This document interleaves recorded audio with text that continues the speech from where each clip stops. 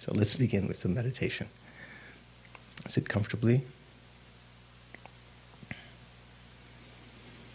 Place your attention in front on your breathing.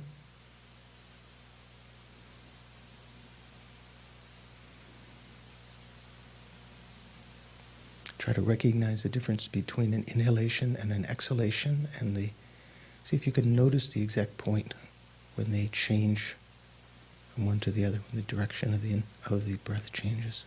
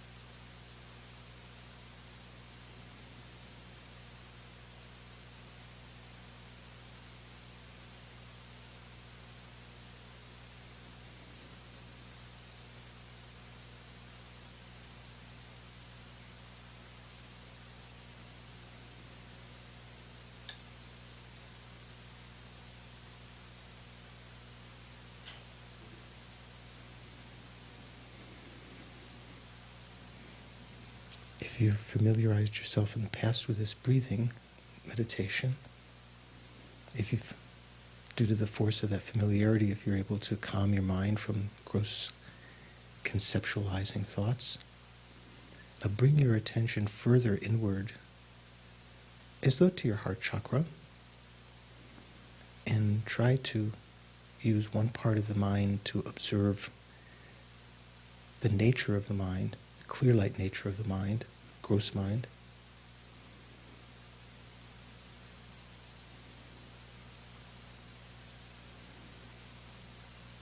Or you can think one moment of mental consciousness observing the entity of the previous moment of mental consciousness, not focusing on the content, but on the clear light nature of the mind.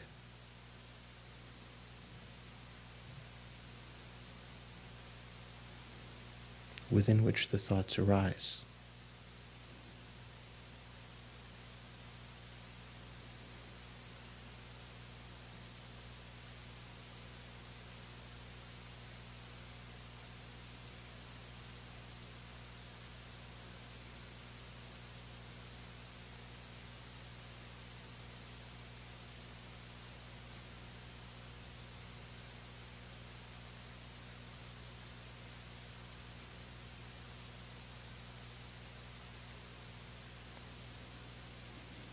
Letting go of any thoughts, images, emotional states again and again.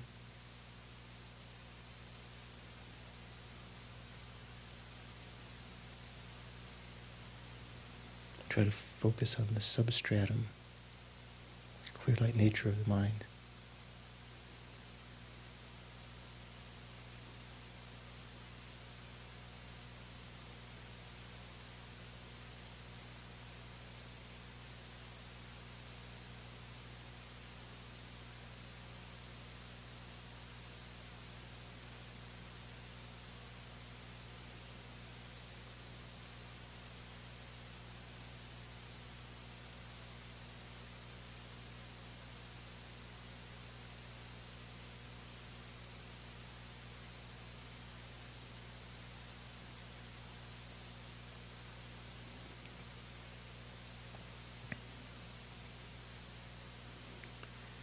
think whatever appearances that come to my mind are a result of my past karma,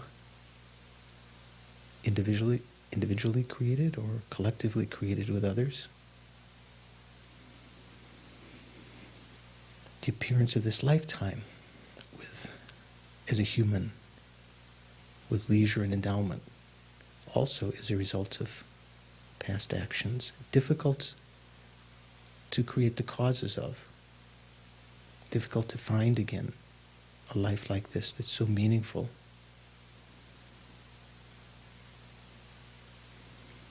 I think within the world today, if one had to estimate,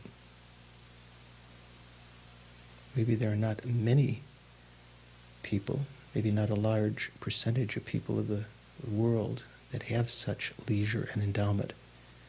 Maybe leisure in a certain extent, but not freedom from wrong views.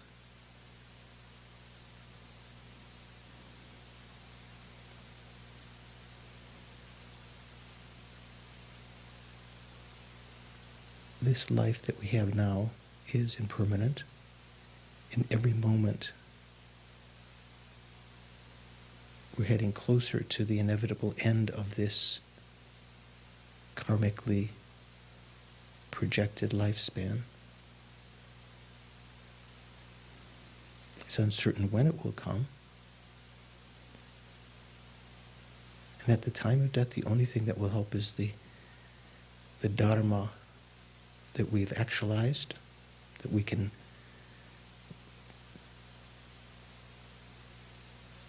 establish in our mind at that time, the virtuous karma that we've created in the past due to the practice of dharma, that can act as a support for our continuing practice in the future. As all sentient beings have exactly the same situation. Clear light mind, caught within cyclic existence due to karma and delusion. Again and again, having impure death, intermediate state, and rebirth.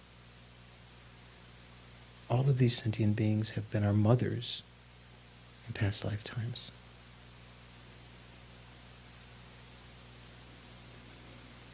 And like our kindest friend, our greatest benefactor this lifetime, have benefited us depthlessly in past lives, protected us, given us love and affection, kindness, guidance, education, protection.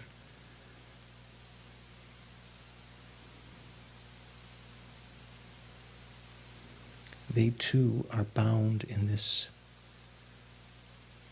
vicious circle of cyclic existence. So for their benefit, for their final aim of being free from cyclic existence and attaining enlightenment, I myself must attain that state. So I'm going to meditate on the similitude of the stages of death, the dissolution of the 25 gross objects,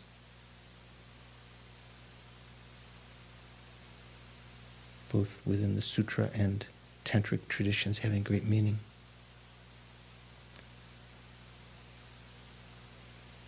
So think, I will definitely die. Others around me have died, my relatives, some friends, strangers that I've heard of.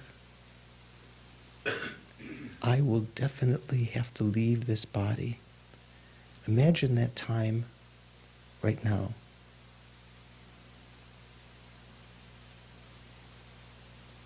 Imagine first of all one of the close signs of death, the earth element dissolving, along with the form aggregate.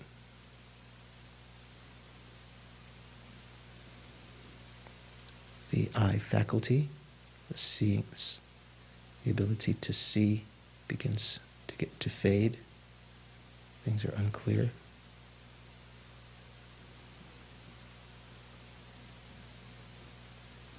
The visual form within our own continuum begins to diminish. The color and complexion of our body and so forth.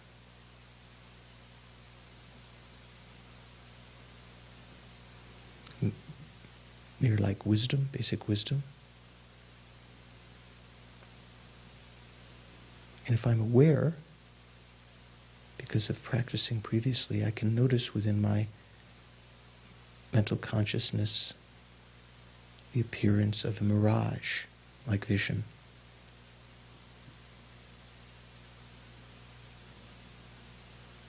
And I think, I must remember the meaning of emptiness at the time of the Mother Clear Light, at the time of death. I'm dying now. This is my chance to practice the Dharma. I must be mindful during this process. Just a moment before, I had not begun the absorptions, the dissolution. Next will be the dissolution of the water element.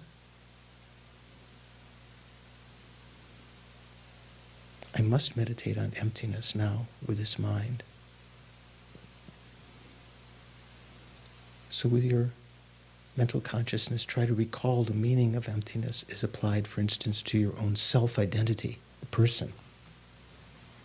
Think the I that's appearing, that is perhaps becoming worried, taking it as a basis.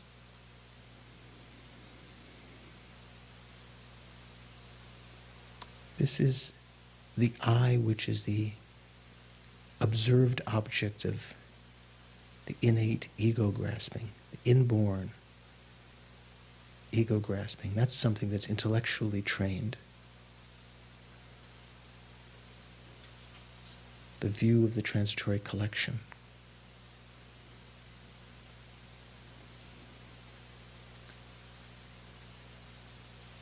The I that does exist, conventional I, is empty of inherent existence because it's a dependent arising.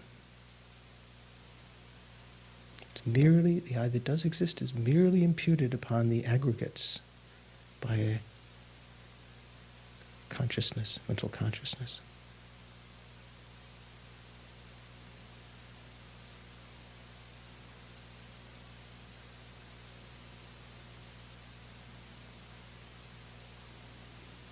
See if you can recall the space-like vacuity which is induced by this analyzing consciousness, this wisdom, knowing the absence of a truly existent I, the conceived object of innate ego grasping.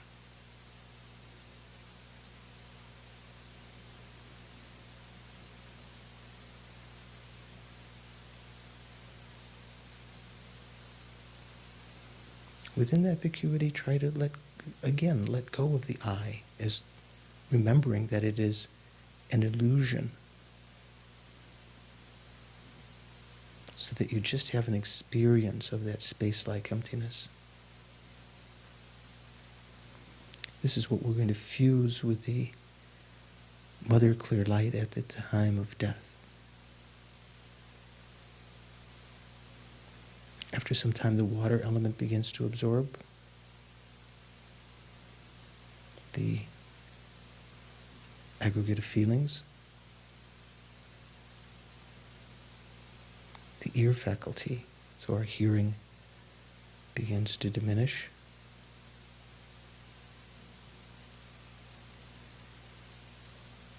The sounds within our own continuum. The basic wisdom of equality. And within our mental consciousness, there is now an appearance of billowing smoke. Very subtle, as though we are in an area already filled with smoke, but more billowing billowing smoke arising.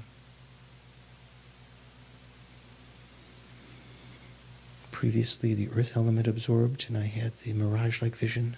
Next, the fire element will absorb, and I'll have the firefly vision. This vision, the indication the water element is absorbing, is indicating that I'm getting closer to death. I must, at the time of clear light of death, I must remember emptiness. So I'm going to meditate on it now with this mind.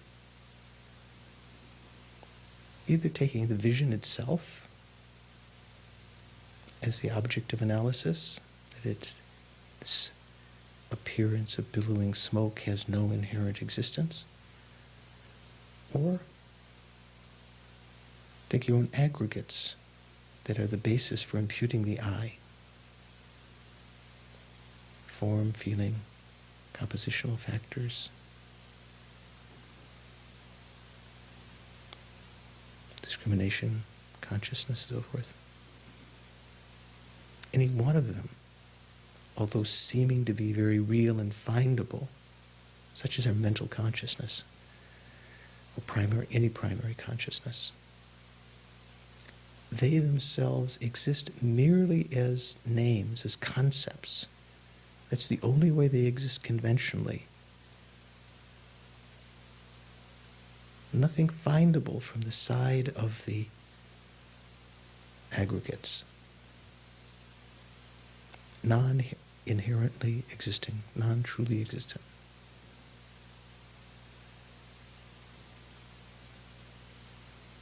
So the I, based upon them, is even more rainbow-like.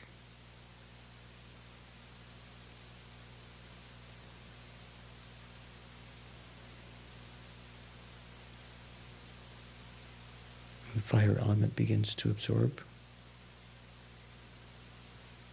The aggregate of discrimination, the nose faculty,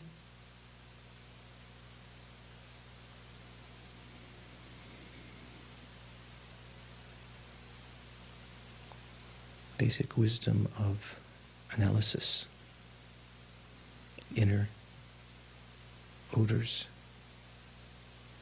There arises to my mental consciousness the appearance of sparks or fireflies, perhaps stars, within my mental consciousness, appearing to them as though they were an external object.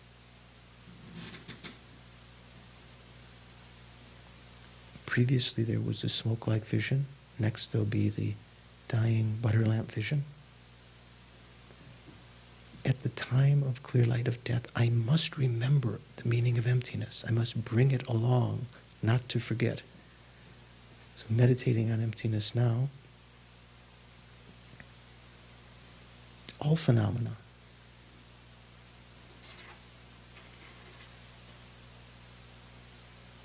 are empty of true existence.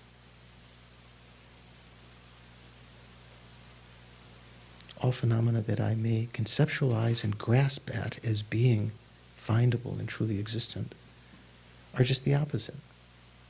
They're empty of true existence because they're dependent arisings. Phenomena that can be cognized, only cognized in the sense of designating them to some collection of parts. Arisen due to our karma, our karmic vision, having no inherent existence. All phenomena are empty of true existence.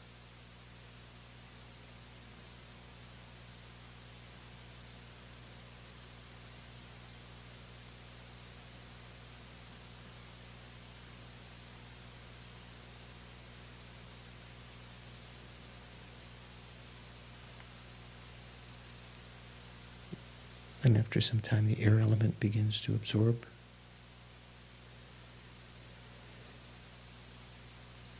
Compositional factors aggregate, all the other mental factors. The tongue faculty, taste faculty, and the body faculty absorb, along with the basic wisdom of accomplishing activities.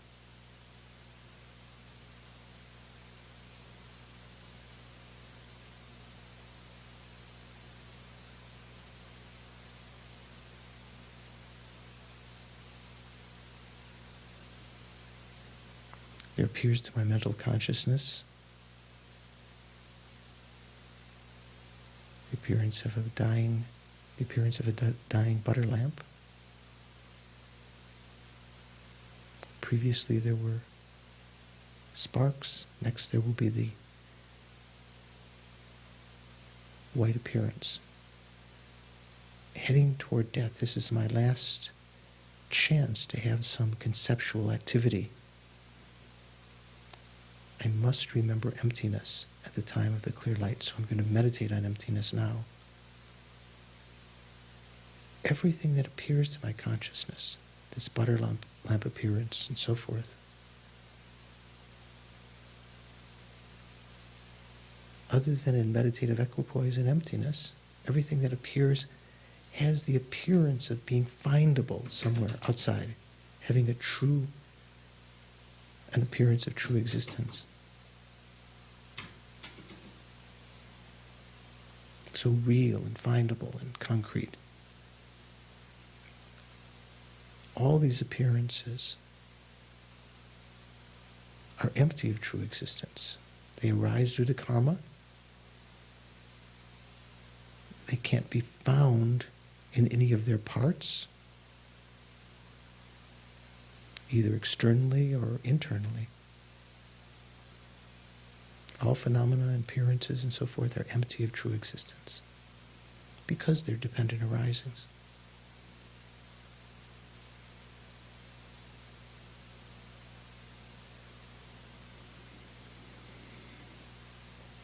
As the consciousness element begins to absorb, the consciousness aggregate rather, and the basic wisdom of Dharmadhatu, the 80 indicative conceptions absorb. All conceptualizing activity ceases, along with this vision of the dying butter lamp.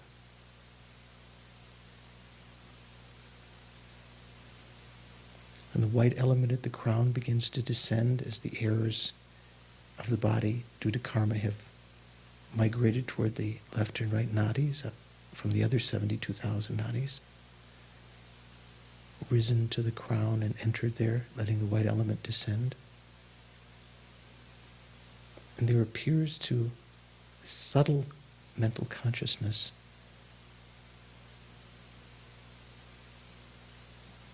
a great vacuity, empty, tinged with a whitish illumination, as though illuminated by the vibration of the moon's light. And due to the previous mindfulness, I recognize this vacuity as the meaning of emptiness. That this appearance of white light, having a dualistic appearance, as though existing from its own side, is not so. It's empty of true existence. That memory dawns and my mental consciousness again experiences the space-like meditation on emptiness.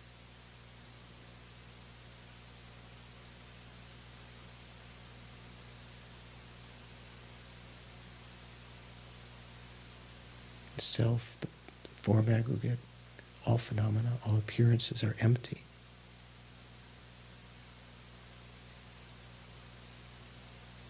Not having the reality our mind attributes to them.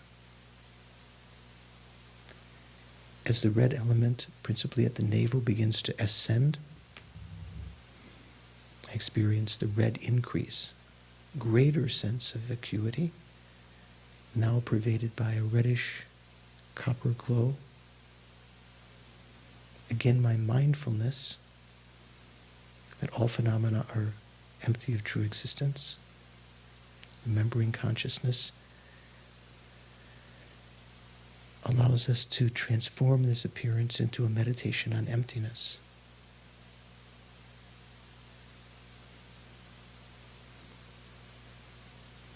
As though in a dream, recalling whatever perhaps frightful images appear, they're all unreal.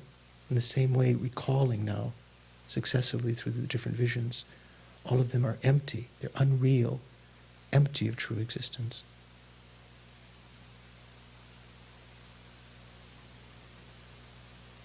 As the white and red constituents meet at the heart chakra, begin to cover the indestructible drop there, I experience the first part of the black near attainment, close to the attainment of the clear light, near to attain that, pervaded by blackish color, absence of illumination, vaster of acuity, and again, due to training on the path beforehand, I have a strong urge to recall emptiness here, knowing this is my last chance before the clear light of death.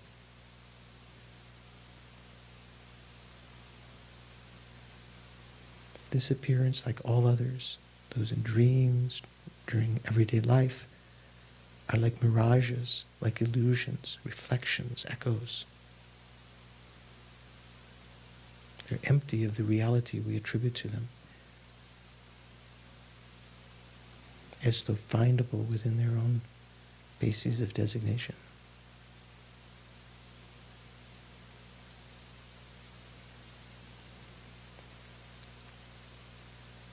As the black near attainment continues, I fall into a deep unconsciousness, no longer be able to sustain mindfulness of emptiness.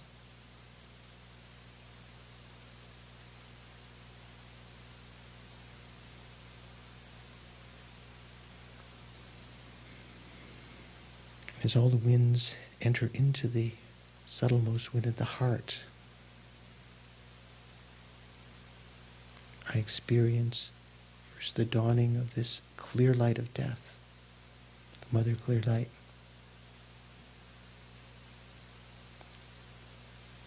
Vast of acuity, totally non-dualistic appearance, absent of any gross duality at least.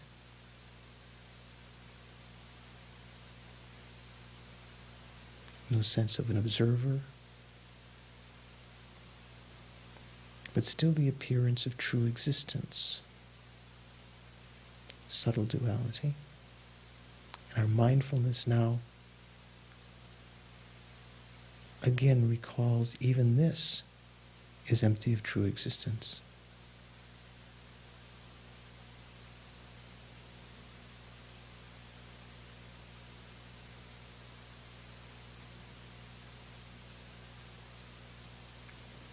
And we're meditating at the time of the clear light.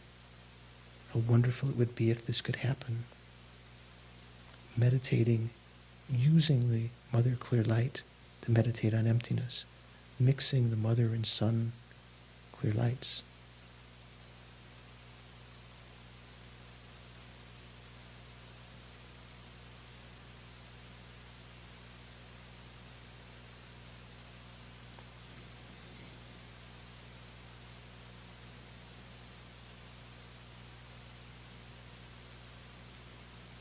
After some time, perhaps 3 days, maybe longer, if we're adept at meditation, a slight quiver, movement of the subtlemost wind presages our exiting from the clear light of death into the black near attainment of the bardo state. The red increase, white appearance. We spontaneously have, from the moment of the black near attainment, a bardo body, spontaneously born, with all its limbs and faculties. the various visions as the mind becoming grosser, Bardo mind, like a dream body, like an illusory body, but not arisen at the time of death due to the path. Here, if we had been practicing the completion stage and had achieved mental isolation, we could actually achieve the impure illusory body at this point. Instead of rising as a Bardo body, arising in the aspect of the meditational deity that we had spent time meditating on.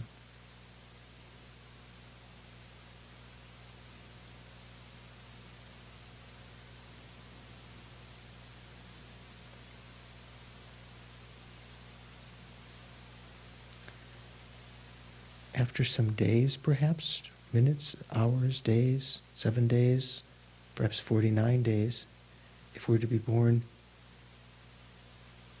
as a human, not having achieved the illusory body yet, we see as though mother and father embracing out of attraction toward one. We approach the fertilized egg, and as though seeing only the sexual organs, we develop anger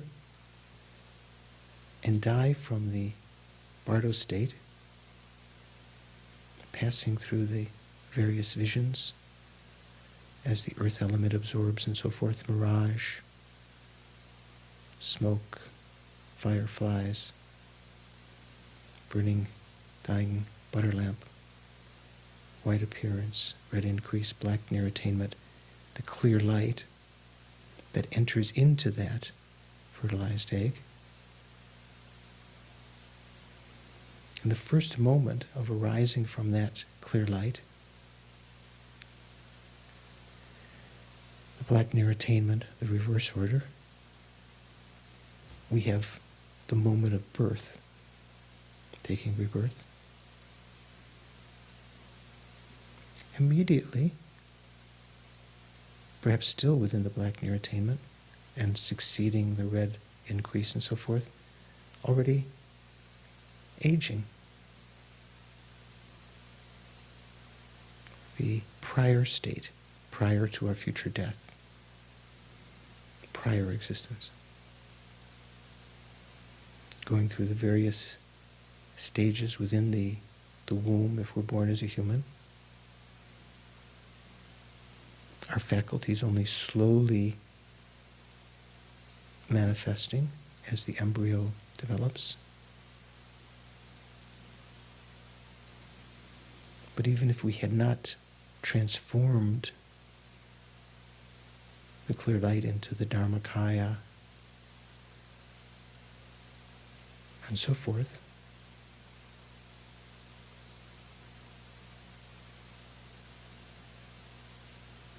still having some mindfulness at this point. I'm rising for the welfare of sentient beings.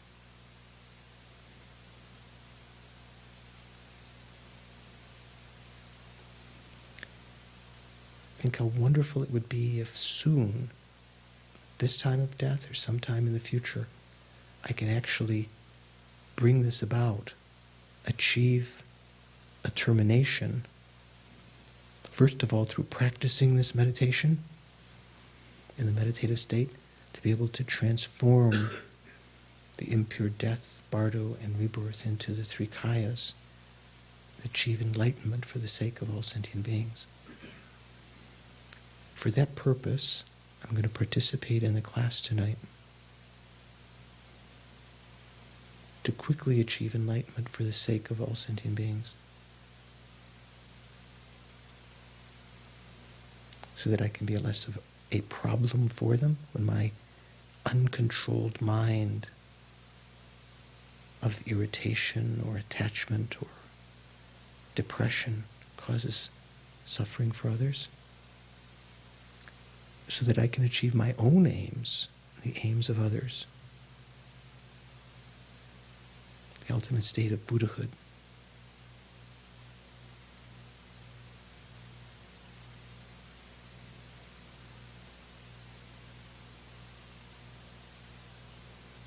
And bring your attention back. The present.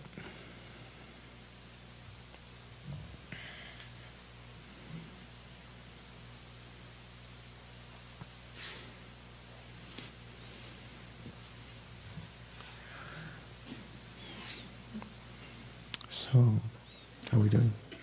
How's your meditation? Tia, how was your meditation? Was it good? Getting enthused to practice taking the three kayas in your tantric meditations? Okay. So any questions? How are we doing? Dan, you have a question. That's okay. I have a question.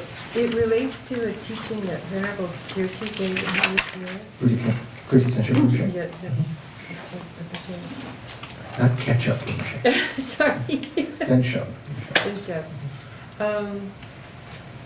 May I just read a little bit here what he said, and then Well, ask a question? I bet you can't read what he said. Well, I mean, what I because wrote down from what it was translated. Yeah, right. Okay, because he spoke in Tibetan. He was referencing threading a needle and then pulling the thread, and the exalted body empty from, wait a minute, that's not, stopping the vitality and the retention, achieving a conqueror's speech by gaining control of the winds. Stopping the vitality, one tries to direct the winds from right and left channels into the central channel. Stopping vitality is the threading of a needle. It's like threading a needle. Retention is like pulling on that thread. Mm-hmm. When Well, proficient... this is a little more tantric subject. I mean, all of this course is sort of touching on that, but that's more on an earlier stage of when one practices. That this term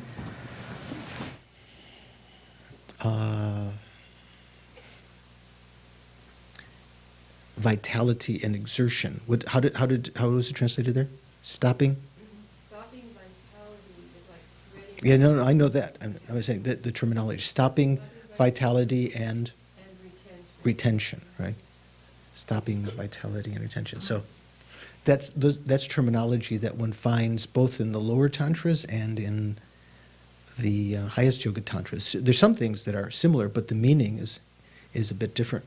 It's just talking about bringing the winds into the central channel, and not just bringing them in, but sort of once they've started to come in, then continue to pull them in, like first threading the needle, first getting it into the central channel, say, and then once you've got it in, like even if you're threading the needle, I don't know, wasn't threading the needle, you kind of get it through, and then if you don't have something to, if you can't grab the other end and pull it in, it's just sort of, you lose it right away, right? So even if you can stop vitality to some degree, unless you can retain that, you have some method to continue pulling in the errors. That's not going to bring about the final aim. Well, let's leave that, because that's another subject. Yeah.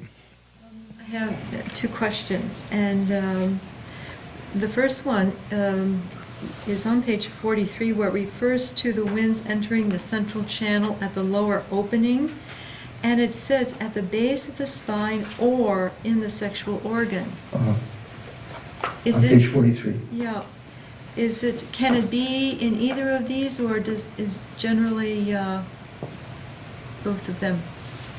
What is that? Where is this on page 43? Page 43. Start from the bottom. Before the sixth dissolution, or Well, you could just say a little halfway down the page. Just point where it is. Oh, it's at the top of the paragraph, the first Oh, I'm looking at the wrong page, no wonder. Okay. Through the force of this, the knot of the channel wheel in the jewel. Before that. Okay, with respect to its cause, the cause of what? The red increase, right? Yeah, that's right.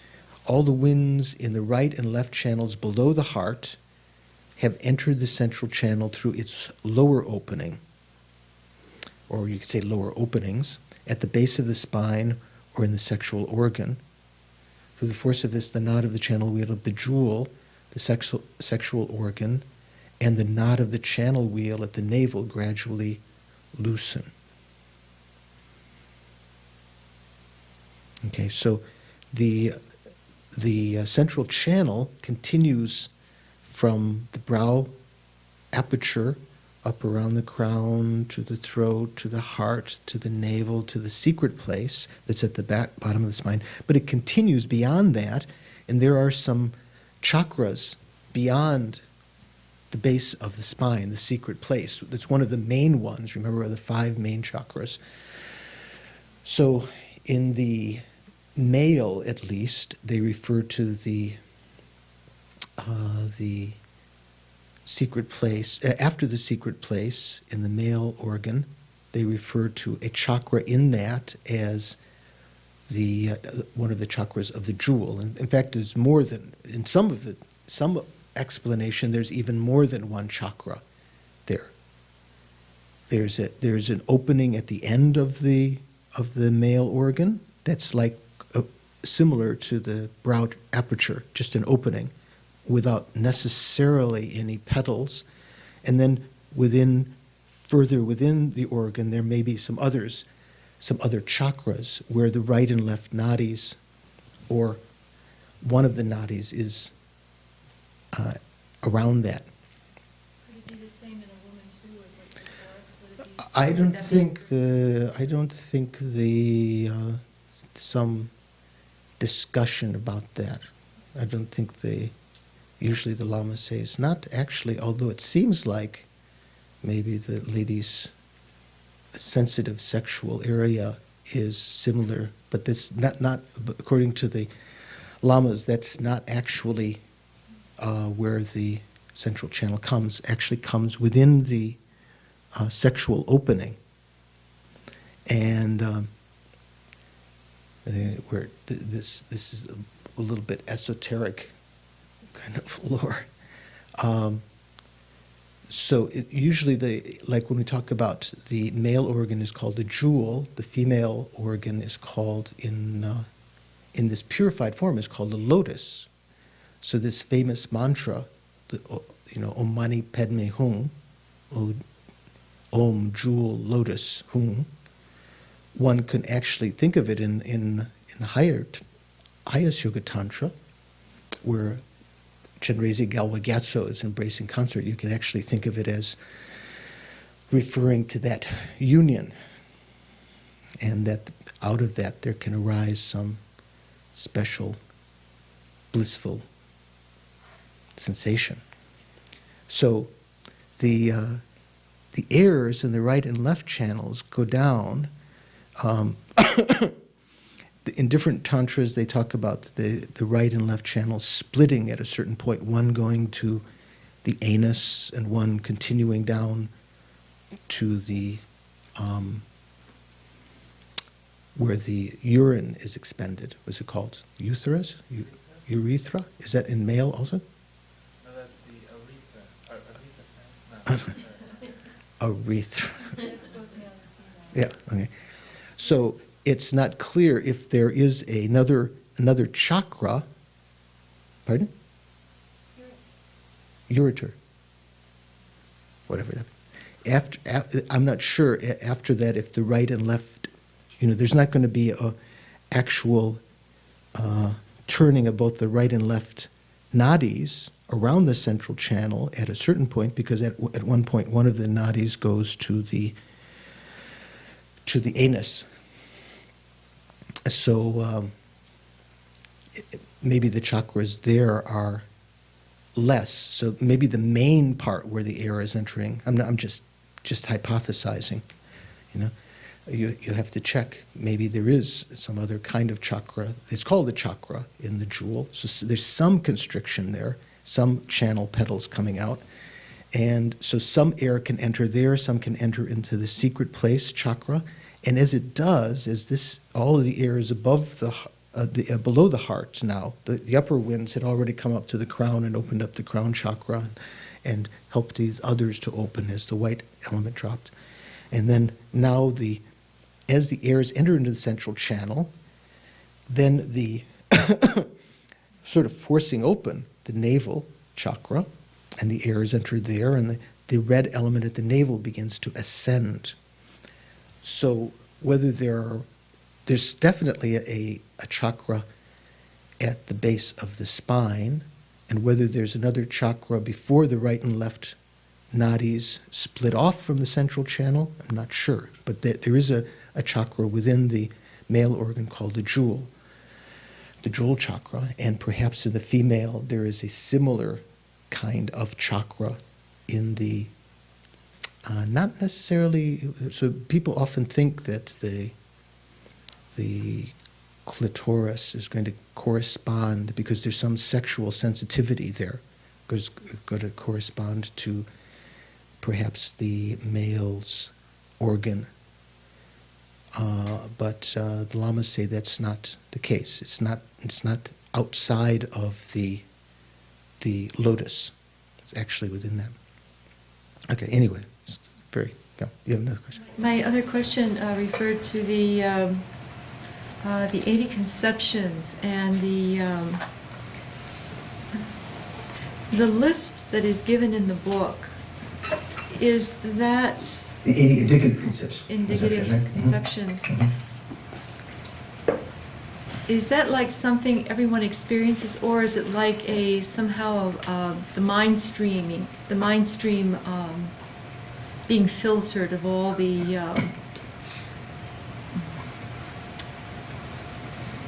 heaviest imprints that are still in the mind?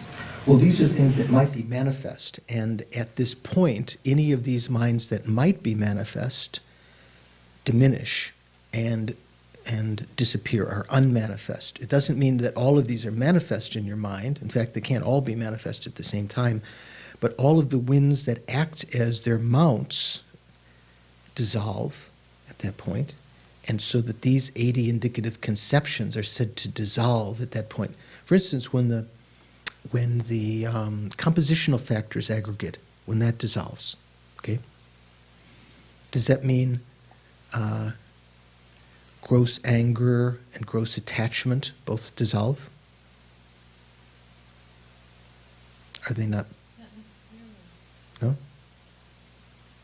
Aren't they compositional factors?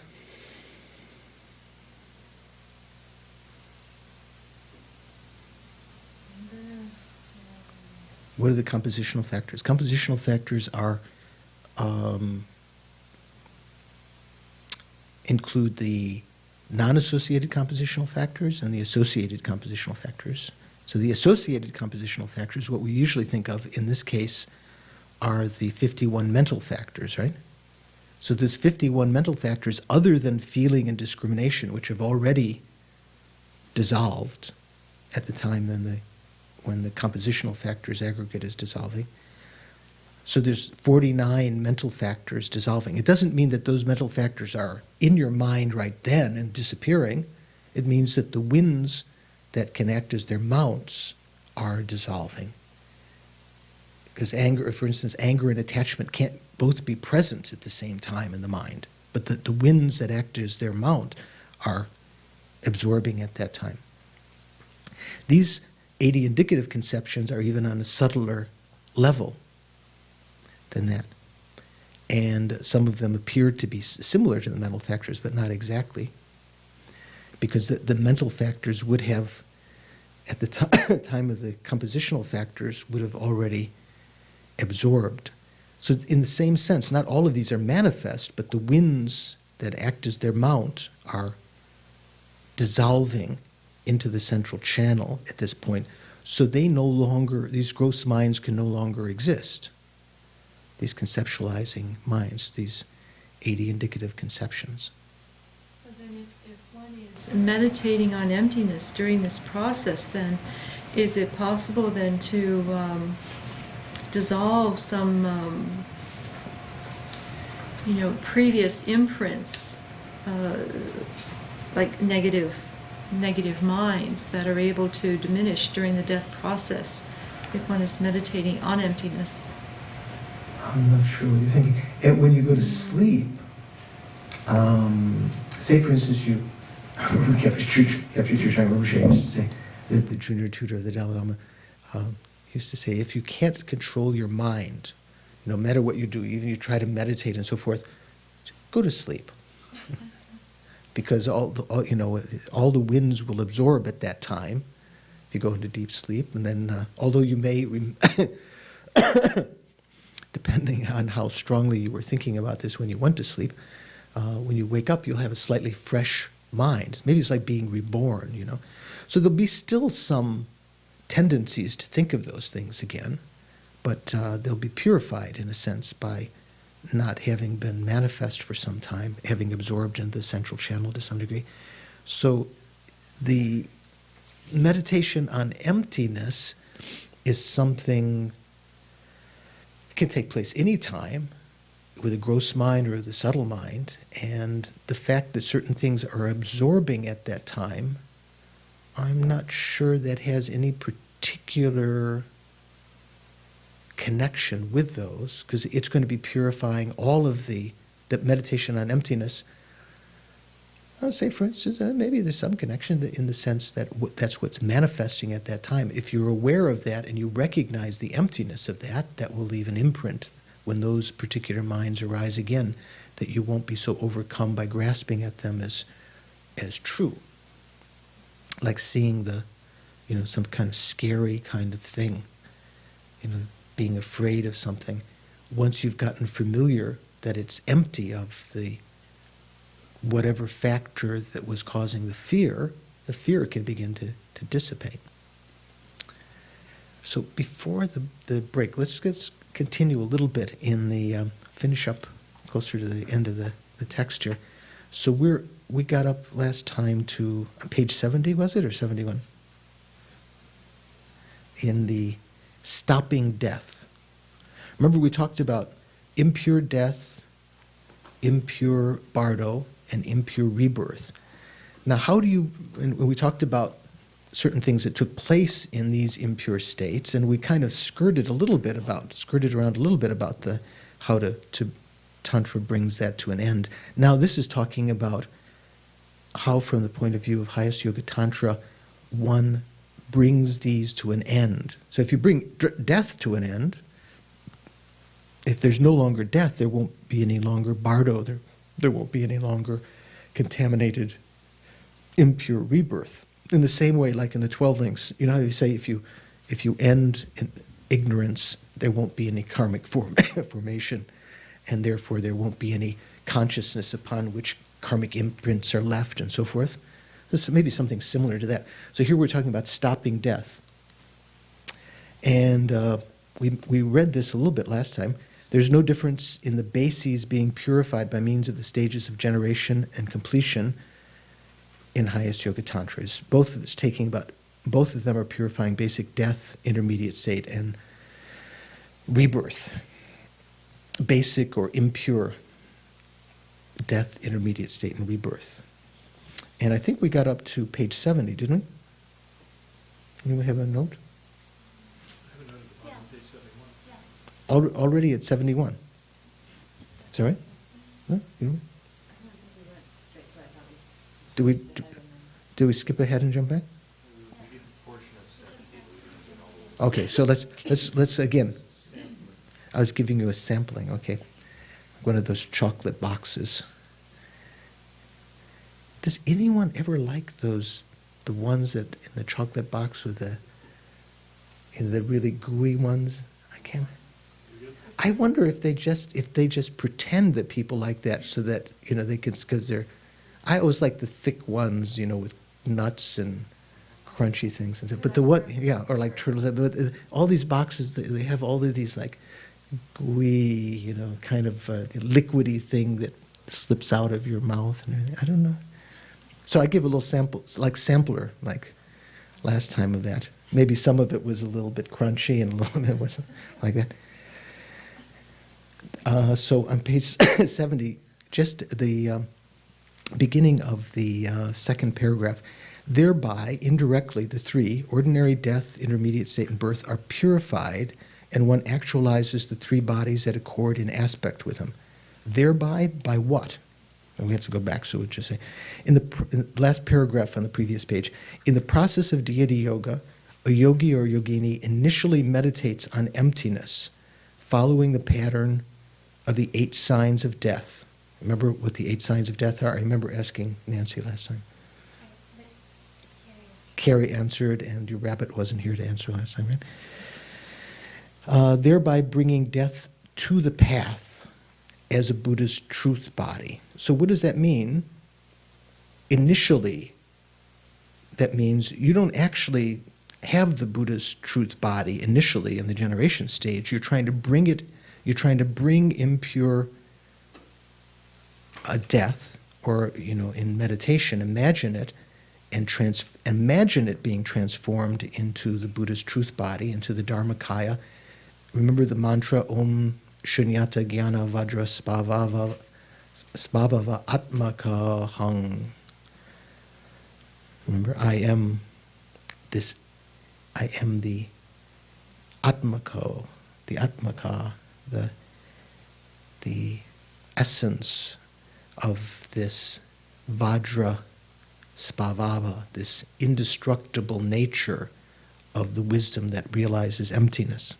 So you try to imagine that at that point. So you try to develop the divine pride in Tantra, not just meditating on emptiness, but you try to recognize that as the Dharmakaya, trying to bring the future result in the present. The yogi or yogini rises from this non-dual realization of emptiness. So in other words, if you're imagining that this is the actual fruitional state, final state, resultant state of Buddhahood, it's non-dualistic.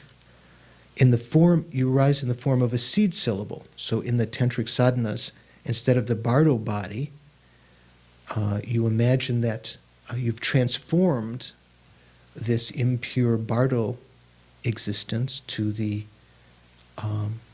illusory body. And in this, at least, and in the case of achieving Buddhahood, that you imagine that you've achieved the Sambhogakaya, which is an extension of that illusory body, in the stage of no more learning.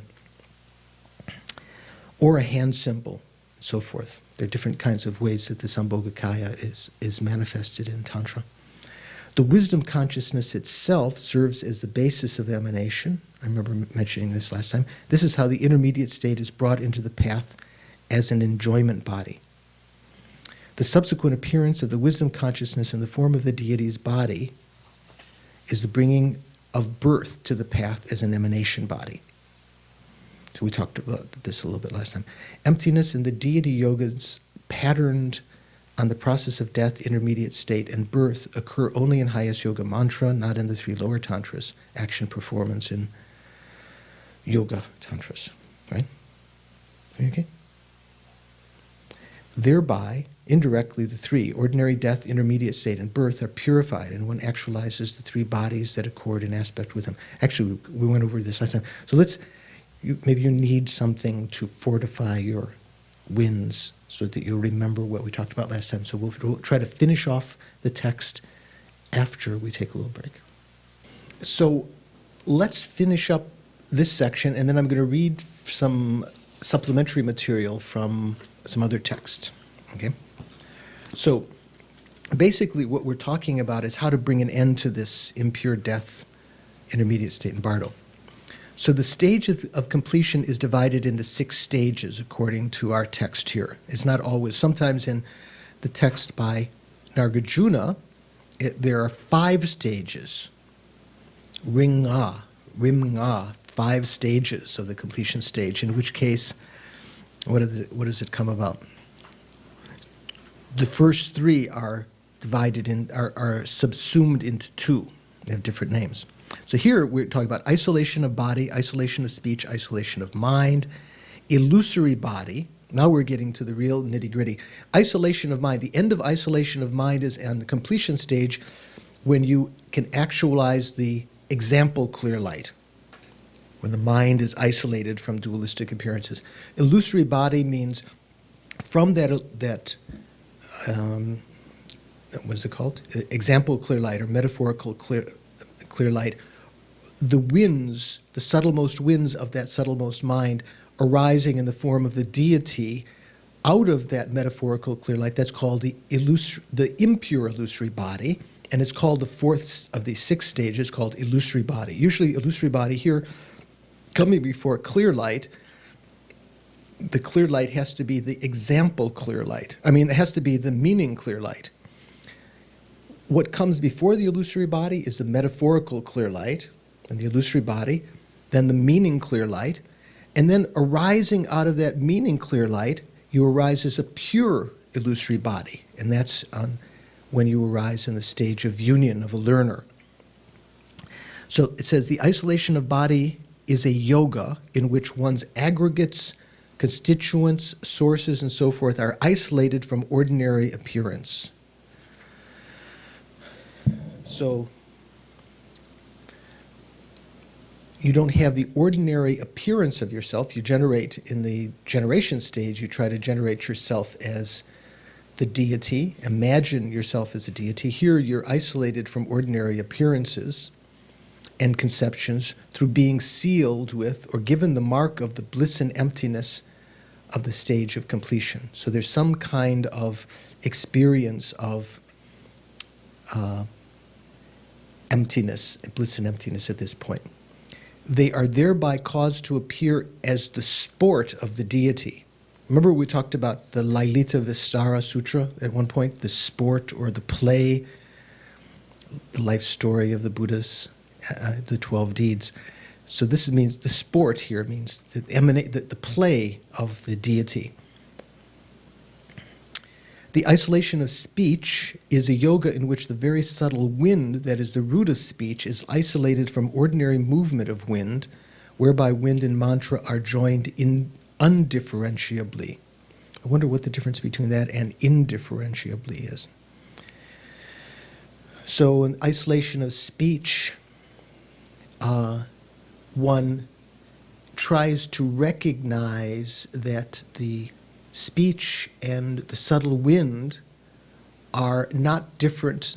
Although they appear to be different, they're actually the same. They're the same entity.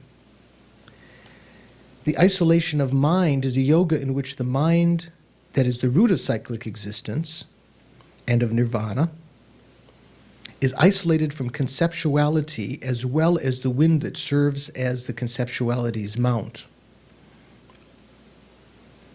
Isolation of mind.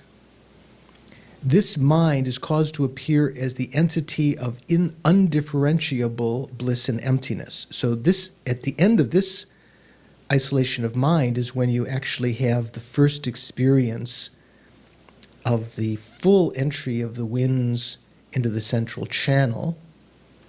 You've isolated the mind, and you have the example clear light. Through these 3 yogas, the 4 empties are induced. And all 3 of those, isolation of body, isolation of speech, isolation of mind, you can induce, otherwise it wouldn't be the completion stage. You're inducing the empties, the 4 empties, maybe not fully until the isolation of mind, when you have the actual clear light, when you have the meaning clear light. Through these 3 yogas, the 4 empties are induced, although only at the end of isolation of mind, the 3rd stage, do they appear in complete form. Those factors in the stage of completion that accord in aspect with the clear light of death are appearance, that's what? White appearance, right? That accords an aspect with the clear light of death? White appearance. That has the aspect of being empty, right? increase means red increase. That also has the aspect of being empty. Black near attainment. And clear light. Those four that are manifested in isolation of body, isolation of speech, isolation of mind. Then it skips, for some reason, clear light. I'm not sure why. Illusory body and union of a learner. Why do you suppose it skips, after illusory body, why it skips clear light? I'm not sure. Because in clear light, well, we'll see the definition of clear light. A non-learner's union. What is a non-learner? It means a no more learner. That means someone who has no more to learn, sort of like having graduated from school. Union, the sixth stage here, has two parts. A learner's union, when you're still not enlightened, a union of illusory body and clear light, and then arising as the actual Buddhahood of Tantra, a non-learner's union of clear light and illusory body. This is Buddhahood itself. Those prior to it, to a non-learner's union, are of learner bodhisattvas. Those factors in the stage of completion that accord in aspect with the intermediate state are the impure illusory body of the third stage. That is when you talk about 5 stages, when the 6 stages are condensed to 5 by taking the first 2 as 1. Still in that case, the second stage would be called isolation of mind instead of it being the third stage, right? So the impure illusory body, which is the third stage when you talk about 5 stages, that accords with the aspect of the intermediate state in that it has it's kind of a similar kind of appearance. It arises because of the winds and so forth. Also, the pure illusory body of the learner's union has that same kind of aspect. So the impure illusory body and the pure illusory body. Those factors that accord in aspect with birth are abiding of the impure and pure illusory bodies in the old aggregates of the ordinary body, and they're becoming objects of ordinary sight. Oh, I remember talking about this last time. So when one achieves the illusory body, say the impure illusory body, so on the isolation of mind, you've actually, at the end of that state, if you've actually experienced the example clear light, that is the subtlemost clear light mind realizes emptiness conceptually, then when that ends, when that meditative absorption ends, instead of arising, say back with the ordinary black near attainment, at that point, similar to what would happen in the Bardo state, what would happen simultaneous in the Bardo when you had the black near attainment? You'd arise, well, in the Bardo, you'd arise as the Bardo body, right? There'd be a spontaneous. So here, although you don't, generally when the meditator is just meditating on clear light, you're trying to meditate on clear light previously, you might be simulating some visualization, maybe visualizing yourself as a deity, but now the winds actually take that form of the deity, and you have an actual physical illusory body. If you achieve the illusory body, the impure illusory body, Georgie, can you achieve this lifetime, impure illusory body? Me personally? Well, I'm just saying, I would see if you can make a promise. Remember when you were a kid, didn't they say you... I'd like. Okay. If you achieve the illusory body, the impure illusory body, it is definite that you will achieve enlightenment in this lifetime. So that's kind of the demarcation. Because to achieve the impure illusory body, you have to have the equivalent of the merit that the bodhisattvas accumulate over 3 countless great eons. A lot of merit. How do you achieve that? Through this practice in the completion stage of Highest Yoga Tantra, of taking the, taking the effect into the present, in both in post-meditation and in meditative equipoise, and trying to use the subtlemost mind to accumulate the two collections, both the collection of merit and the collection of wisdom. Okay? So, if you achieve that illusory body, that impure illusory body, it can actually leave this body, and it can go other places and take teachings, and like a dream body can, except here with control. At this point, the person will necessarily, it's said, not die. The physical, no matter what's wrong with their physical body, they won't manifest death.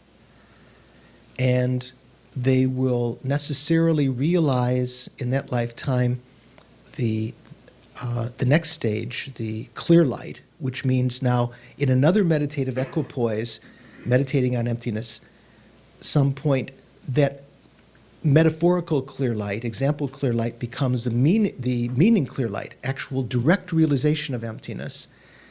And then arising from that meditative equipoise, instead of the black near attainment alone, they arise not only as the impure, not just as the impure illusory body, this body is now called the pure illusory body. That comes after the clear light. So at that point, they are, again, that body is able to come out of the physical, old physical aggregates, even leave the old physical aggregates, forget about them, or if there's a purpose, they can come back into the old physical aggregates. And this is what's meant here, I think, by the factors that accord in aspect with birth are the abiding of the impure and pure illusory bodies in the old aggregates, the ordinary body, and they're becoming objects of ordinary sight. Now, when it says there, I'm not sure if it means, I don't think the illusory body becomes object of ordinary sight. I think it means the body, the physical body, this is my guess, I'm not sure, because the illusory body can't become an object of ordinary sight, I don't think. It's talking about the physical aggregates that are kind of like emanations then of the illusory body. So it becomes like the emanation body, which in that the physical body of the impure illusory body and the physical body of the pure illusory body, I think that's what must be there, when it says they're becoming objects of ordinary sight. But that's for you to decide. Yeah. I've got two questions. One is, what's the difference between, I know you said it already, but I missed it. The difference between the impure illusory body and the pure illusory body. The impure illusory body is the name of that now actual physical configuration that continues. The subtlemost wind has that configuration of the deity. The impure illusory body is what arises after the example clear light. You haven't realized emptiness directly, and it's impure because it is the wind associated with a mind that is still contaminated by the afflictions.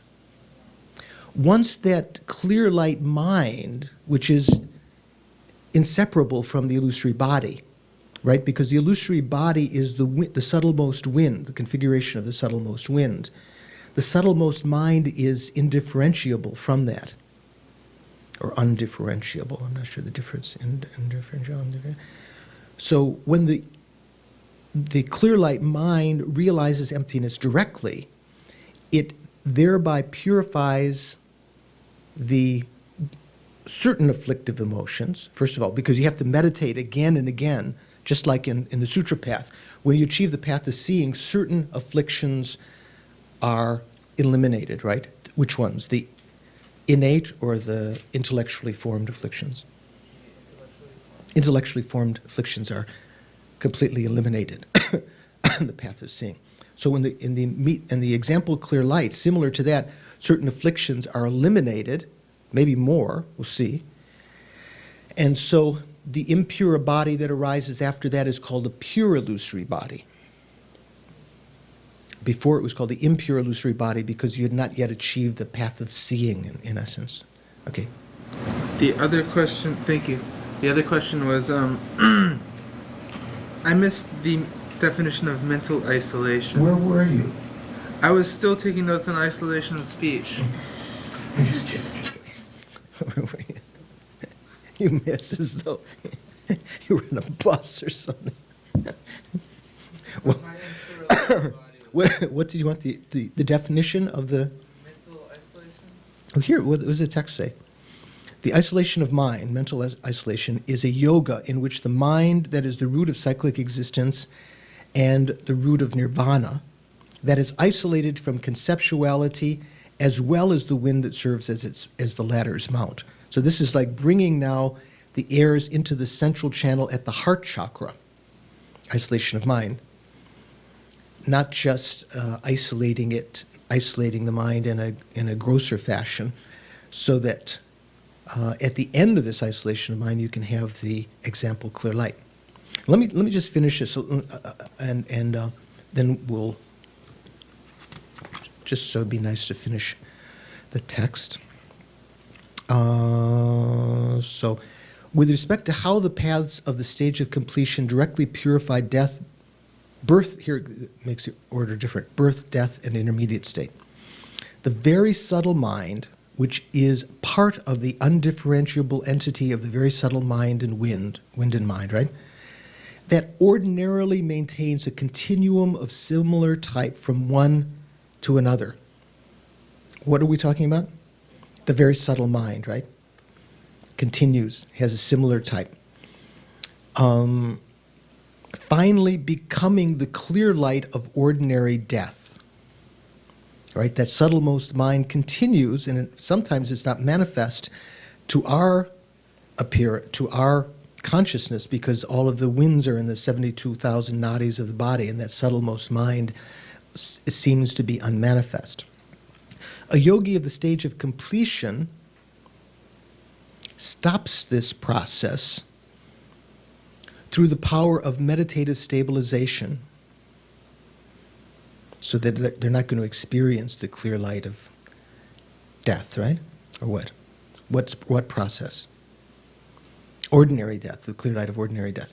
A yogi of the stage of completion stops this process through the power of meditative stabilization and transforms it into the metaphoric clear light, the example clear light of isolation of mind.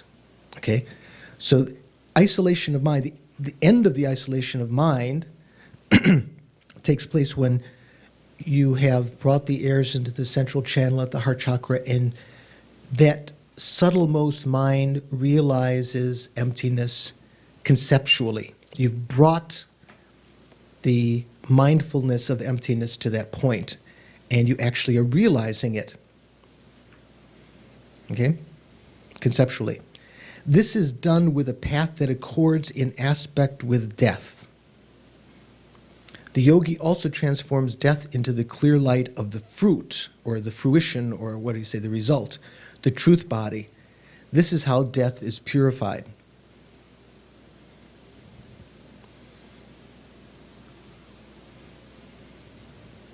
The yogi also transforms death into the clear light of the fruitional clear light. That means imagining that this clear light is the Buddha experience, not just realizing emptiness, but actually thinking this is having the divine pride of being the Dharmakaya, like we said before. With respect to the mode of purifying the intermediate state, the bardo, the very subtle wind of that undifferentiable entity, so the undifferentiable entity of subtlemost mind and subtlemost wind. Subtlemost mind is going to become the clear light. The subtlemost wind, and it's going to become the metaphoric clear light, and then the meaning clear light.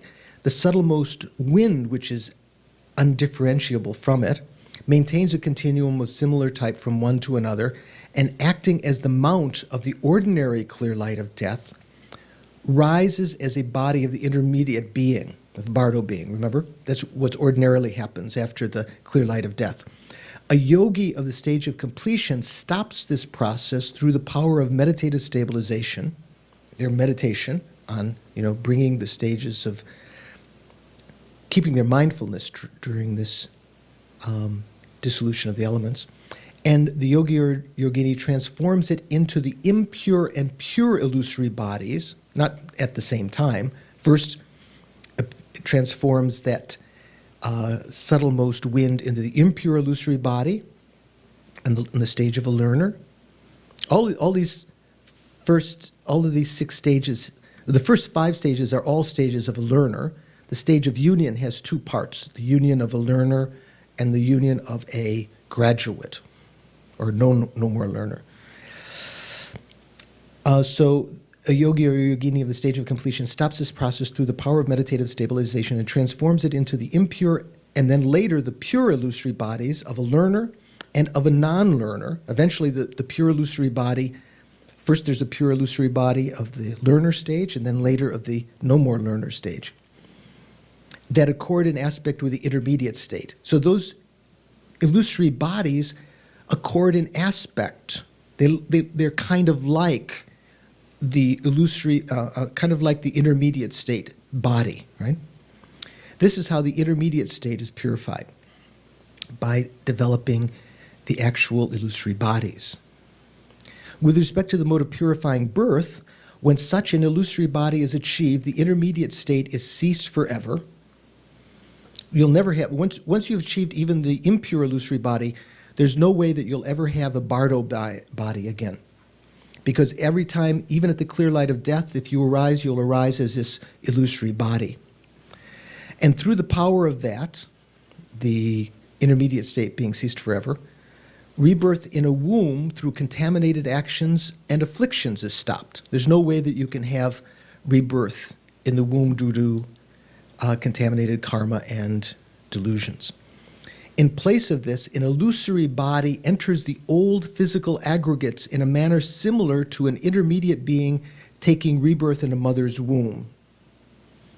So once you've achieved the illusory body, that illusory body can enter back into the old aggregates at the heart chakra in the same way that, sort of similar in aspect to an intermediate state being taking rebirth within the fertilized egg, okay, in the mother's womb.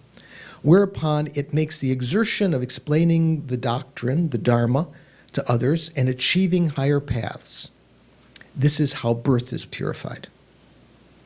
So there's no longer impure birth, and it is purified in this manner.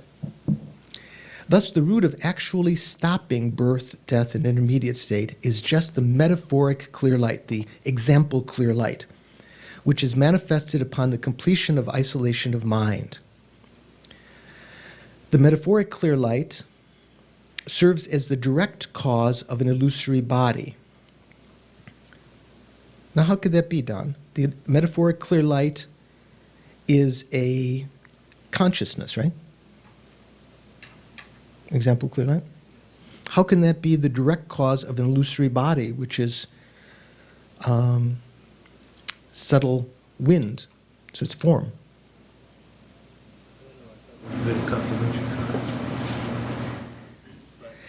So there's different kinds of cause. Before we talked, at one point, we talked about substantial cause and cooperative cause. We talked about cause and conditions in general. And we talked at one point, we talked about substantial cause. The clear light, metaphoric clear light, or whatever clear light, can't become the substantial cause of the intermediate state. Illusory body, because they're of different continua. But it can become the direct cause. Direct cause means that cause which comes immediately before, directly before. So, like, what's the direct cause of the first instant of a flower, of a sprout, of a flower, or a sprout? The direct cause was the last instant of the seed. You could say the seed itself, previous, even the seed when it was in your hand many months before you planted it, was a substantial cause of the sprout. But the direct cause of the sprout was the moment before the sprout came. And that can be both the substantial cause and the cooperative condition. So here it's just it's talking about in a sense, the isolation. What is it called? The meaning. I'm trying to talk too fast. The metaphoric clear light is a cooperative cause of the illusory body, but the metaphoric clear light is the direct cause. In fact, the final moment of the example clear light, metaphoric clear light, is the direct cause of the illusory body, because the illusory body arises the next moment after that example clear light. And through the power of it actually stopping death, the intermediate state as well as birth stop of their own accord. So when you achieve the metaphoric clear light, and the last instant of it becoming the direct cause of the illusory body, so then ordinary death is stopped, and the intermediate state as well as birth stop of their own accord. When an illusory body is achieved from such a metaphoric clear light, an example clear light, the intermediate state is stopped forever, because the very subtle wind that would arise as a body of an intermediate being has become an illusory body. Okay? It can't arise as an intermediate state being any longer. Once the intermediate state is totally stopped, there is no assumption of birth. There's no taking up of birth by the power of contaminated actions and afflictions, if there's no bardo state. So if you've had the illusory body, you will no longer be reborn due to karma and delusion. You can be reborn in the sense of taking rebirth through emanation and so forth. Thus, whoever attains an illusory body necessarily becomes fully enlightened in that same lifetime. So, Dorji, that's why I ask you, if you achieve the illusory body, then you've got it. Okay. Fearing that citation of sources for what has been explained above would make the text too long, I, Akya Yongzin, the author of this text, have not given them. Yangchen Gawe Lodro is his given name. They can be known from the good explanations of the foremost Tsongkhapa, the father, that means the spiritual father, and his spiritual sons, Gyaltsab-che and Kedrup-che. Sometimes we say Je Yab Se Sum. Have you ever heard that? Je means the venerable or foremost. Yab means father. Se means sons. Sum means three. So you might think that the father and the three sons, but it means the father and the two sons. There are three of them altogether. Okay? So this can be known. If you want to know more, you can read the texts of Lama Tsongkhapa, his collected works, and the collected works of his very special spiritual sons, Gyaltsab-che, Dharma Rinchen, and Kedrup-che, Geleg Palsangbo, I think his name is. Remember we read the other day the praise to Lama Tsongkhapa by Kedrup-che called remember during the Lama Tsongkhapa puja, the glorious, what was it called? Pelden Sasumba. I think Glenn Mullen translated it as the tricosmic something or other, as well as the excellent scholars and adepts who follow them. And then, sort of as his final verses, he says, although I have written this according to the speech of the second conqueror, who's the second conqueror? Who's the first conqueror? Not the first Buddha of this eon? Well, yeah, usually we're saying that the conqueror, usually we refer to as Buddha Shakyamuni, and in the Gelugpa tradition we say Lama Tsongkhapa, the second conqueror, emanation of that. Sometimes in the Nyingma tradition we say Guru Padmasambhava is the second conqueror. Anyway, the second conqueror, the father and his sons, the scholars, and the scholars following them. I make confession to the lamas, the deities, he says gods, I think it means the deities, and scholars for whatsoever groups of errors that stray from the thought of the excellent. So if Yangchen Gawe Lodro had to confess, I hope I didn't make too many gross errors to displease the Buddhas and the deities.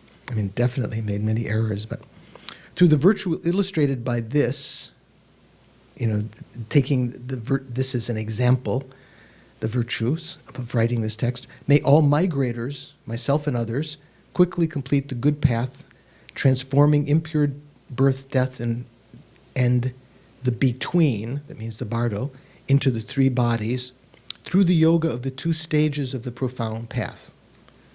And then the final colophon, he says, this was collected from the speech of the excellent. That means the teachings and the oral teachings, the written teachings of those great beings, holy beings before him, he collected by the lazy Yangchen Gawe Lodro, and was written down as a reminder for himself. So very humble finish of the text. So just let me read you a little bit from a text by, this is a nice text to have, Highest Yoga Tantra by Dan Kozart. You know Dan Kozart? Oh, I thought you knew. I thought you were going to say I dated him in college or something. C. Not consort. Kozart. Maybe you thought it was Kozart. So in the middle of this edition, I think this is Snowline edition, page 94, it says the impure illusory body, this chapter on the impure illusory body, which is the fourth stage, right, of the six, if you divide into 6 stages. Is that right? The definition of the level of impure illusory body. So this is the level of impure illusory body, not exactly impure illusory body. The stage of completion starting from the actual achievement of a divine body adorned with the major and minor marks by way of the following. The metaphoric, well, this is all one big sentence. He's broken it up into different sentences. The metaphoric clear light, the example clear light of the final mental isolation has acted as a cooperative condition. Notice here he's talking about that metaphoric clear light as being the cooperative condition, and it's a direct cause also, right? And the fundamental wind that serves as its mount, the mount of this subtlemost mind, has acted as the substantial cause. Those are the two causes, the cooperative cause and the substantial cause. Also, simultaneously, the mind of near attainment of the reverse process has been established, going from the metaphoric clear light. When the metaphoric clear light ends, when you have the metaphoric clear light, for the first time, you have not yet achieved the illusory body. You still, whatever meditation you do before that, visualizing the body, is not an actual illusory body yet. But having achieved the metaphoric clear light, upon the arisal of the black near attainment of the reverse process, the impure illusory body has been established upon the winds moving slightly from the metaphoric clear light of the final mental isolation.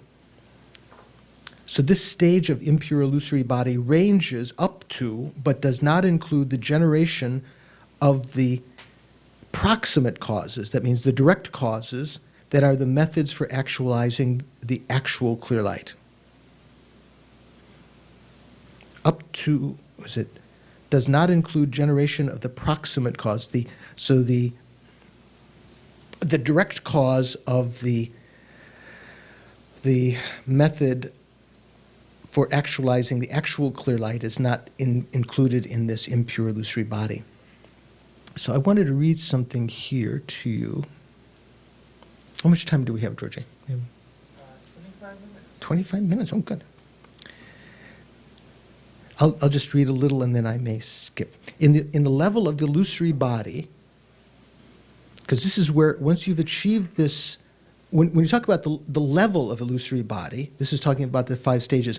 Although the pure illusory body is an illusory body, here this is this level is talking about the impure illusory body, even though it's just called illusory body, right? You should know that because it always comes before the level called clear light. That clear light is not the metaphoric clear light. That's going to be the meaning clear light, right? In the level of the illusory body, one actually takes on the form of a deity. This occurs in the following manner. First, because of the meditation of the level of mental isolation and the use of an action seal. What is an action seal? One of these seals that goes very fast? Consort. So action mudra or karma mudra. You may have heard that expression, karma mudra. So that refers to actual physical consort. The meditative consort is called a what? A wisdom mudra or wisdom seal, or what's it called? Yeshe chakya in Tibetan, jnana mudra. So those of higher capacity don't have to rely on an action mudra. Here the ordinary disciple has to rely on that. And even those of the greatest capacity can rely on just the Maha Mudra, the meditation on emptiness itself, to draw the winds into the central channel. But here it says, the arising of the illusory body occurs in this manner, the following manner. First, because of the meditation of the level of mental isolation and the use of an action seal for the ordinary being, all of the winds dissolve into the indestructible drop in the heart. Okay, you're on the mental isolation, but you don't yet have the end of the mental isolation, which is clear light, the example clear light. But by say an ordinary being using an action mudra, karma mudra, especially the, what's it called? What are the winds in the joints and the very extensive places called? The pervasive wind, right? The all pervasive wind. So that can be drawn in. Because usually the other winds may not be that difficult to draw into this, to the heart chakra. I mean, it's still difficult through Vajra recitation and other things. But here, ordinary beings need a physical consort to draw in all of these winds into the indestructible drop of the heart.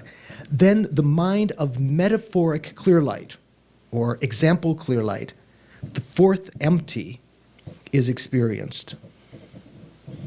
When it says the fourth empty, it means you will have, in this process, you'll be going through the ordinary dissolution very, very clearly, and when you experience the fourth empty, the clear light, you will actually then be able to, by drawing all of the winds into the central channel, you can experience a indirect, what do you call it, conceptual realization of emptiness. When the winds fluctuate slightly, they move slightly, when the winds, in this case, means the subtlemost wind, the form of the deity one has been visualizing in previous levels of the stages of generation and completion suddenly materializes. This is the illusory body, made entirely of non-obstructive wind. It shimmers, I was going to add some more, it shimmers and moves like a mirage. It appears to be exactly like the body of the deity, except that it is white instead of being multicolored. This is what usually lamas say like this. There may be some exceptions, usually because of the life-bearing wind, that it arises because of the life-bearing wind, so it's white color. Like, for instance, when you do the succession yoga, you arise as Vajrasattva rather than as Vajradhara, so it's supposed to be auspicious to achieve the illusory body, because the illusory body first is attained like that, it's white in color. At the moment of attaining the illusory body, one begins to re-experience the minds that are coarser than the metaphoric clear light of mental isolation. Why? Because at this point, you've exited the clear light and you're in the reverse process, the black near attainment and red increase and so forth. One experiences the mind of black near attainment, red or orange increase, white appearance, and then the sense and conceptual consciousnesses, all the while appearing in an illusory body. That doesn't mean your whole body becomes that. It means at your heart chakra, there's a little illusory body that is an emanation of your subtlemost, is configuration of your subtlemost wind, takes that aspect. At this level of the stage of completion, the deity body in which one arises is an impure illusory body. It is considered to be impure because one has not yet abandoned the afflictive obstructions. That's why it's called impure, right? Usually, are the afflictive obstructions abandoned on the path of seeing? Well, some of them are. Some of the afflictive obstructions, the intellectually formed, but usually later you have to go on the path of meditation to abandon all of them, right? It is called impure because one has not yet abandoned the afflictive obstructions, that is, the obstructions to liberation from cyclic existence, established by the afflictions of desire, hatred, and ignorance, the three poisons and all of their manifestations, right? It is not until the level of clear light that those afflictions are eliminated. Okay? It says here on the clear light, in the tantric clear light, it sounds like they will all be eliminated. After liberation, one's appearance in an illusory body is pure. So that's why it's called a pure illusory body. So unlike the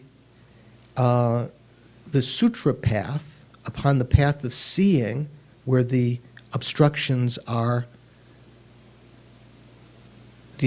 to liberation are eliminated sequentially on the path of seeing and the path of meditation, here they're eliminated altogether, it appears. An illusory body is so called because, like a magician's illusion, it is non-obstructive, being made only of wind, and seen only by the yogi and others who also have attained the illusory body. So this is why I said before, when it talked about becoming an object of sight, it can't mean the illusory body. That's something that's not seen with the eyes. So other yogis can see, who've achieved the illusory body or are already Buddhas, they can see, there's Frank's illusory body. Hi, Frank. Nevertheless, it bears the complete markings of a Buddha, the illusory body, which consists of 32 major and 80 minor features, such as a crown protrusion, elongated ears, dharma wheels on the palms, and so forth. An illusory body can separate from the coarse body and go where one wishes to go, but whether or not it must initially arise inside the coarse body is an object of debate. Anyway, you can read about this, whether that has to arise within the coarse body or can arise outside. So the coarse, the subtle, and the very subtle. Each sentient being has three types of bodies and minds. So I'm going to skip this. We've talked a little bit about this.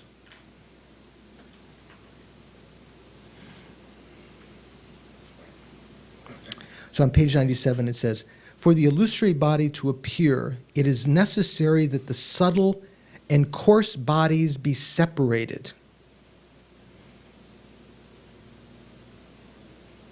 That is, that the coarse body cease to function. So here, how can you cause this coarse body to cease to function? You might say, well, what happens at the time of death? Your coarse body ceases to function, right?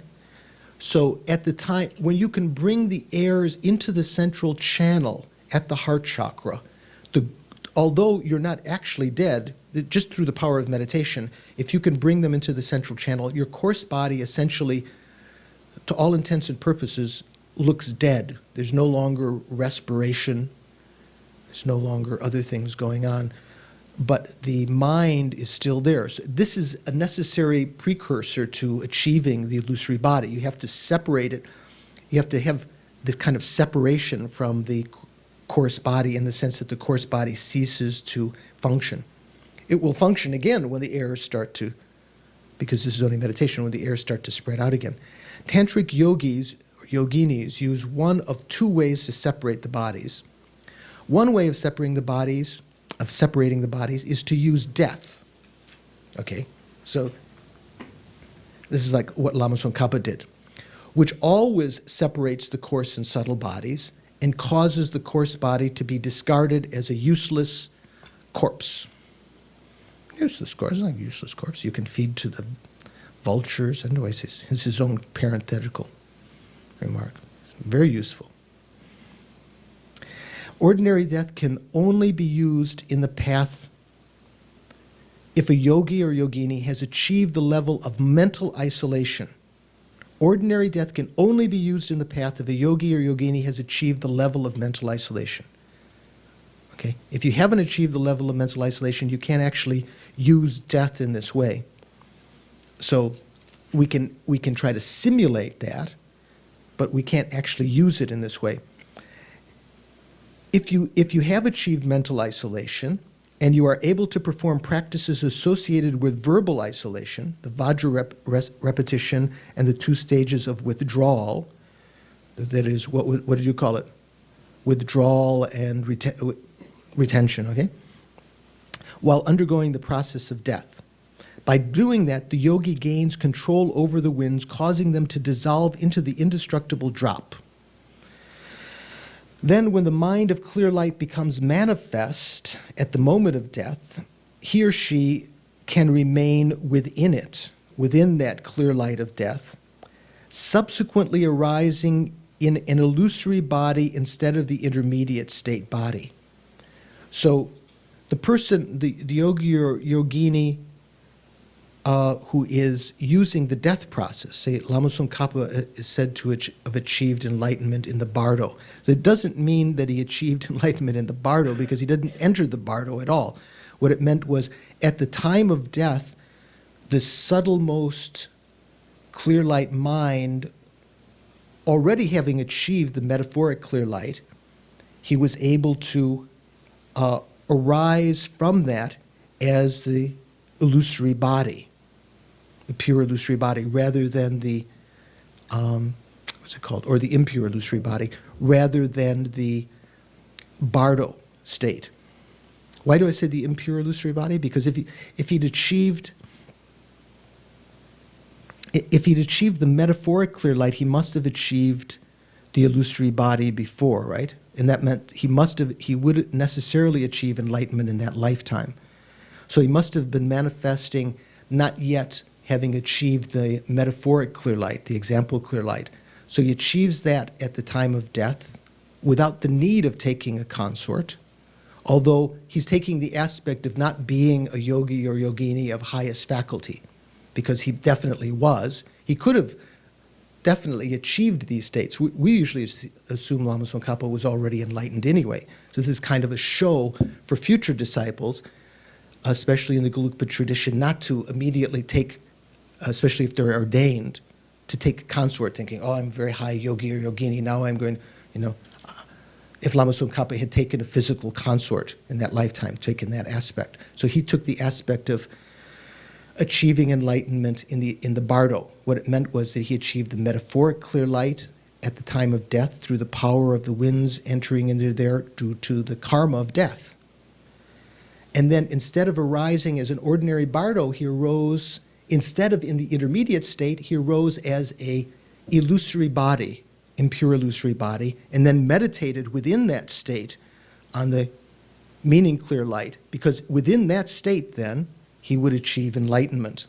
It's not really the bardo, so he's not really achieving enlightenment in the bardo, is he? Because it never enters the bardo, as explained in some of the texts.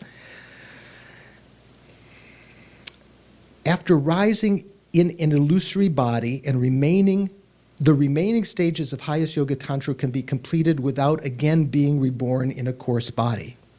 If you arise as a illusory body. Tsongkhapa himself is said to have attained enlightenment in place of the intermediate state. Maybe that's a better way of putting it. And there's a note here that says, Trijang Rinpoche in 1981 said, this is sometimes called enlightenment in the intermediate state, even though one is not actually in the intermediate state, having arisen in an illusory body instead, right? So maybe you can call it enlightenment in place of the intermediate state, instead of achieving enlightenment in the intermediate state. The other way to separate the coarse and subtle bodies, so not depending on the death, where the karma causes the winds to enter into the central channel, the other way to separate the coarse and subtle bodies is through meditation, which is of 2 types. The first type is meditation The first type of meditation is the practice of transference of consciousness. So I'm not going to talk about that. That's when you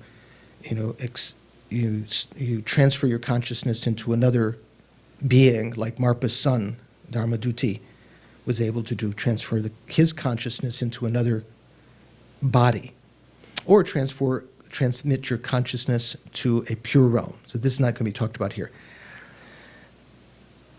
However, the transference of consciousness merely separates the coarse and subtle bodies without also leading to the attainment of illusory bodies. So that's not going to be discussed. You can read about that. The second method of meditation, what you actually do, is to separate the coarse and subtle bodies, is the meditation of the final mental isolation. Remember, we were talking about the stage of mental isolation when through the force of your concentration, and perhaps depending on a karma mudra, you can bring all the winds into the heart chakra, which involves causing the winds to enter and dissolve into the indestructible drop with the assistance of an action seal, the karma mudra, an actual consort. The use of an action seal is a powerful technique for causing winds to enter the central channel. And at this point, he has another note that says, in the text by Clear Light of Death, Clear Light of Bliss, it says that the use of an action seal causes the winds to enter the central channel more forcefully, helping to loosen the knots at the heart channel. It is interesting to note that Tripitaka Mala, who is a Sanskrit scholar, as reported by the Sakya scholar Buton. You know Buton Rinpoche, famous Sakya, who instituted the Kangyur and Tengyur collections, I think, and wrote all the texts, so many texts about Kala Chakra.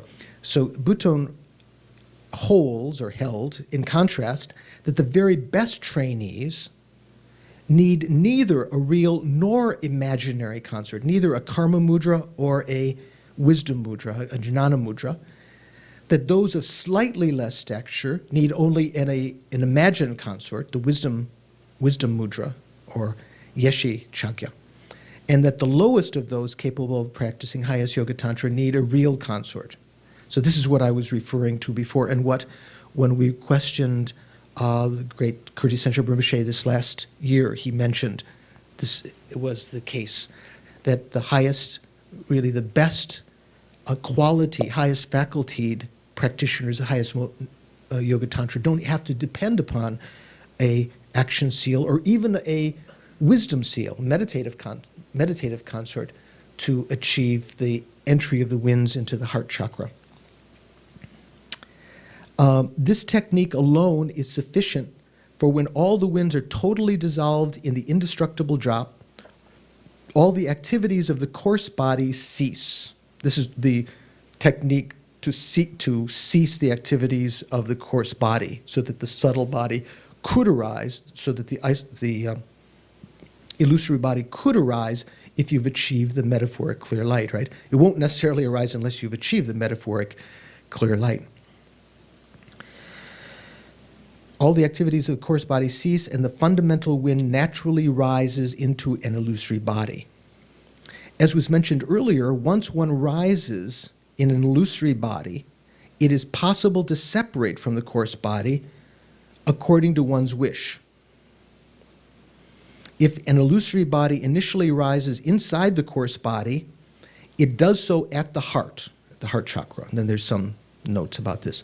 One may stay outside the coarse body for as long as one is able to remain in the illusion-like meditative equipoise of final mental isolation.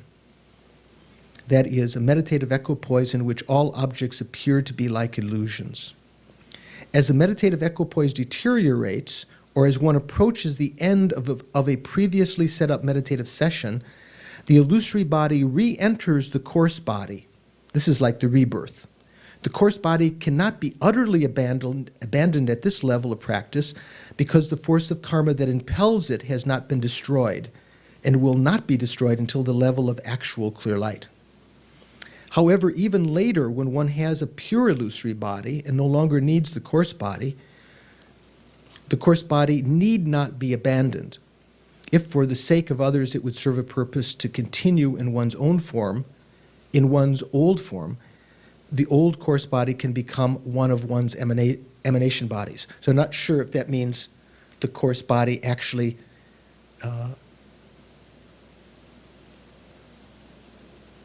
transforms into an emanation body, just the nature of light and nature of your mind, or whether it, this is talking about achieving enlightenment in one lifetime. And certainly up till that point was a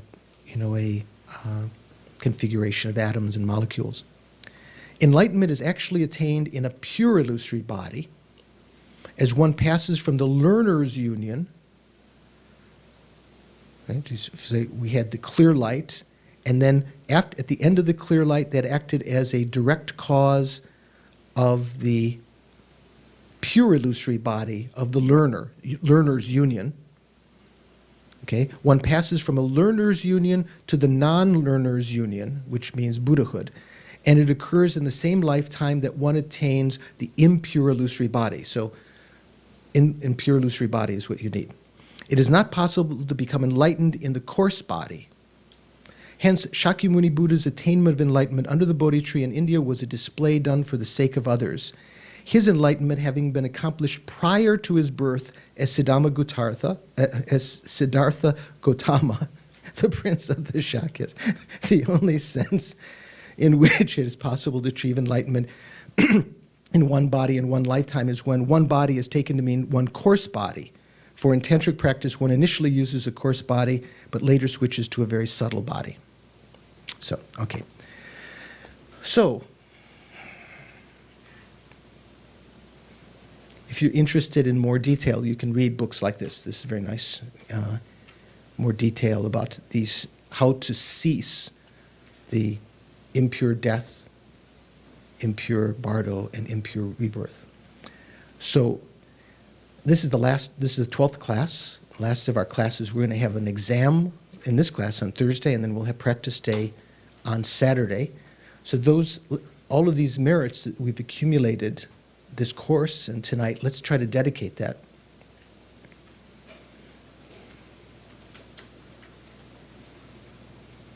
Calm your mind first of all. Try to be able to concentrate and think, due to these merits that I've accumulated, even if you're grasping at them, first of all, as having some inherent existence, just thinking of the merits that will definitely give the result, may they give rise to my achievement of the two bodhicittas, the enlightened attitude, the conventional bodhicitta, the altruistic wish to achieve enlightenment for the welfare of all sentient beings, and the ultimate bodhicitta, the wisdom of emptiness conjoined with that conventional bodhicitta. Due to these merits, may I quickly achieve these states and lead each and every sentient being into that same progression by achieving Buddhahood, spontaneously and effortlessly leading all sentient beings according to their karma, their abilities, in the most efficacious way, out of suffering into ultimate everlasting happiness, due to these merits.